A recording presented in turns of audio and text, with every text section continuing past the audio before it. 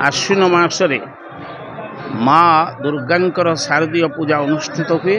16 दिन व्यापी यही पूजा अनुष्ठित हुए एवं यही पूजार सबुठारु श्रेष्ठ दिनटी होउची महाअष्टमी। कहीं श्रेष्ठ दिन बोली विचार करा जाए से विषय आलोचना कले आम जापारती स्पष्ट भाव जे मर्यादा पुरुषोत्तम रामचंद्र रावण को निधन करने माँ दुर्गा को असमय निद्रा उठाई उपासना करथिले एवं यहाको से अकाल बोधनी बोली कहा जाए एवं यही समय ही माँ तांकर पूजार संतुष्ट होइथिले एवं तांकु तांकर शररे से अवस्थान कले एवं ता परदिन अर्थात अष्टमी तिथि मांकर कृपा आशीर्वाद को नहीं भगवान रामचंद्र रावण को निहत करथिले। सेइथिपाई पृथ्वी एक महाविपत्ति टली जाइथिला।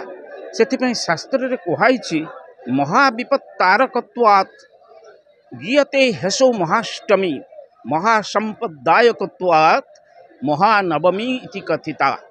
अर्थात जेहेतु विपद एक टलीगला महाविपद टलीगला एवं मांकर कृपारू यही दानवी शक्तिर पराजय घटिबारू समस्ते खुशी हेले एवं मांकर से अष्टमी तिथि को स्मरण करने ताकू महाष्टमी नाम अभिहित करागला।